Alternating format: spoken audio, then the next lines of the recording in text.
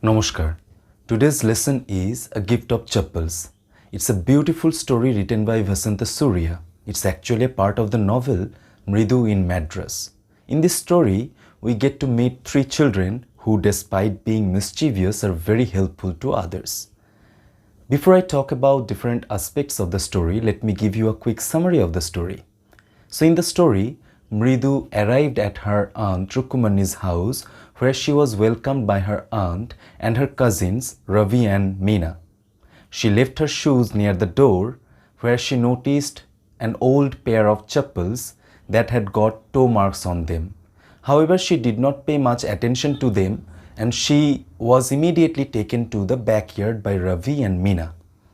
There she was shown a kitten that was found that morning in front of the house, and the kitten was kept hidden behind a bitterberry bush, where it was lying in a half-torn football filled with sand, and it was lapping milk from a coconut half shell.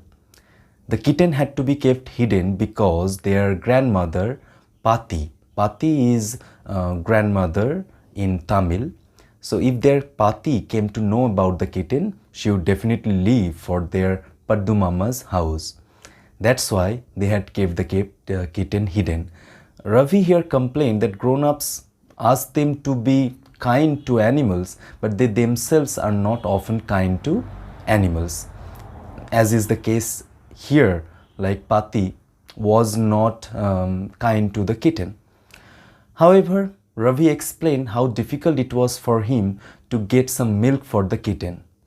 When he was taking some milk from the kitchen, he was caught by his Pati, and to convince her that he was hungry, he had to drink most of the milk.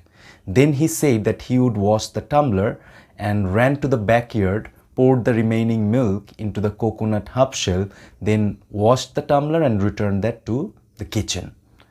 Now then it was revealed that Ravi had named the kitten Mahendran.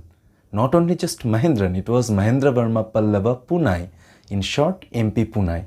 Mridu was literally impressed because it was not just a kitty cat name, it was a real name for a kitten.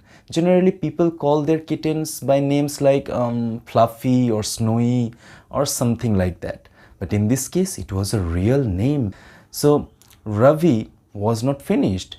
He was very intelligent, and his power of imagination was very strong. His general knowledge was strong as well. So he then and there framed a story to talk about the origin of the kitten. He said that the kitten was actually a descendant of Pallava Rishi cat, the emblem of Pallava dynasty. Now, Pallava dynasty ruled in a part of southern India from the 3rd century to the 9th century. Now their emblem was a lion. If you go to Mahabalipuram, you will get to see a lot of lion statues there. Now Ravi had also visited Mahabalipuram, so he definitely had seen those lion statues, and he immediately, associated the kitten with that lion. He said that the kitten was actually a descendant of that lion. But he did not stop there. He then said that Rishi cat or Pallava Rishi cat was actually a descendant of the Egyptian cat goddess Bastet. Egyptians had different gods and goddesses that were imagined after different animals. So they also had a cat goddess that was called Bastet. Ravi said that one of Bastet's descendants got stowaway in a Pallava ship and came to India, and Pallava Rishi cat was actually a descendant of that cat, and in turn Mahendran was a descendant of Pallava Rishi cat. So Mahendran was actually a descendant of Egyptian cat goddess Bastet. Now whether Mridu and Meena believed it or not, we have no idea, but Ravi was a very intelligent kid, that's for sure. We get to understand that from this demonstration. At that time, a strange screeching noise startled everyone, especially the kitten, and the kitten tried to hide under a bamboo tray. On the tray, some red chilies were kept to be dried. Now, while trying to hide, Mahendra tipped some chilies over himself. Now, it was revealed that Ravi and Mina's sister Lalli was trying to play violin, but her violin playing was so bad that it sounded like a train was getting derailed. Ravi compared the music master's violin playing with a train smoothly whizzing past on its track, and Lalli's violin playing has been compared with a train getting derailed. Mridu was curious, so she peeped into the room and found that the music master was sitting over there. He had a bony figure, he had some fringes of oiled hair around his ears, and he also had an old-fashioned tuft. Tuft means tiki. Now, the music master was apparently rich because he was wearing a gold chain, and he was also wearing a diamond ring and a gold bordered vesti, and his large foot could be seen sticking out from under his vesti or dhoti. He had long scrawny toes, indicating that the chappals Mridu saw at the beginning of the story belonged to this music master. Now, at that time, a beggar arrived at the house. The beggar had been coming to that house for the past 1 week and was receiving food from the ladies of the family. Now, that day he came as well, but Rukkumani did not wish to give anything to him because the beggar had been coming to their house for a whole week, and now she wanted the beggar to find another house where he would get food. The beggar could hear Rukkumani's voice as well, but he requested the children to let him rest a bit because it was too hot outside and the tar on the road was melting and he did not have any chappals. That's why he had got peeling blisters on his soles of his feet. The children felt sympathetic towards the beggar. They wanted to help the beggar. So they wanted to give the beggar a pair of chappals, but their chappals would not fit his feet. That's why they searched for a pair in the house, and they came across the music master's chappals, and Ravi gave that away to the beggar and asked the beggar to leave the house immediately, not to come again. Now, after some time, when the music lesson was over, the music master came out and did not find his chappals. So of course he was disturbed.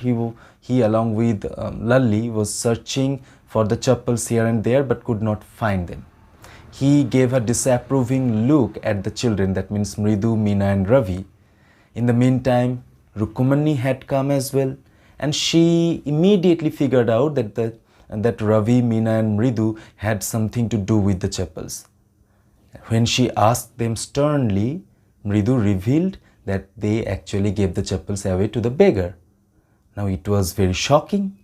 Now the music master in the meantime had been complaining that his chappals were brand new, that he went to Mount Road to buy them and he had spent a whole month's fees to buy that pair of chappals. They were so expensive and new. Obviously he was lying. They were not new, they were old. They had got toe marks on them. So the music master, despite being a teacher, was a liar. Rukkumani was very disturbed with this incident. So she scolded the children and asked Ravi to get into the house. Then she brought Gopu Mama, means her husband's pair of chappals that was new, and gave that to the music master. The music master was very happy to receive a new pair against his old pair, but he did not wish to show that happiness to others, otherwise they would take him to be a greedy man. But already we know, and even the children knew, that he was a greedy man and he was a liar, right? So, but the music master made an unwelcome comment about Ravi. He compared him with Hanuman, and he said that he was a Hanuman incarnate. Now, Rukkumani did not like this comparison, and her stern look made the music master realize that it was time for him to leave the house. After he left, Rukkumani asked the children, that means Meena and Mridu, to get into the house. She wanted them to have their tiffin. and then she suddenly burst out laughing. She just imagined what Gopu Mama or how Gopu Mama would react when he would find that his chappals were given away to the music master, because he was always so eager to get into his chappals when he returned from his office. So what do we learn from the story? We learn a number of things. First of all, children are often more sensible than grown-ups. They are more compassionate, more sympathetic towards others. Like in this story, Ravi, Meena and Mridu are sympathetic not only towards the stray kitten but also towards the beggar. On the other hand, the grown-ups in the family fail to be so sympathetic towards the kitten and the beggar. Now, the children help not only the kitten, they also help the beggar. Obviously the action was wrong, that they should not have given away the music master's chappals, but the intention behind that wrong action was good. Now, on the another fact that we get to learn from the story is that the children are more truthful than grown-ups. The music master, despite being a teacher, was greedy and a liar as well. He lied about his chappals being new, brand new. They were actually old, but he tried to get advantage from that situation. He was taking advantage of the situation and he was telling a lie. On the other hand, when Rukmani asked the children, Mridu did not hesitate. She did not just frame a story. She immediately said that it was they who gave away the chappals to the beggar. So see, the music master was lying and was trying to take advantage of the situation. On the other hand, the children were truthful. So grown-ups often do not practice what they preach. Like grandmother Pati, she asks her grandchildren to be compassionate and kind towards animals, but herself is not so kind towards the kitten.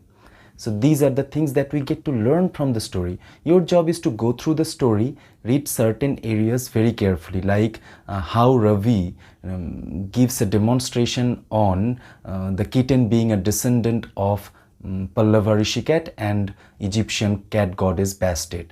You should also learn how Lalli plays her violin and how the music master has been described. These are certain areas you should be reading very carefully, the descriptions and else, and soon I am going to reach out to you with question answers.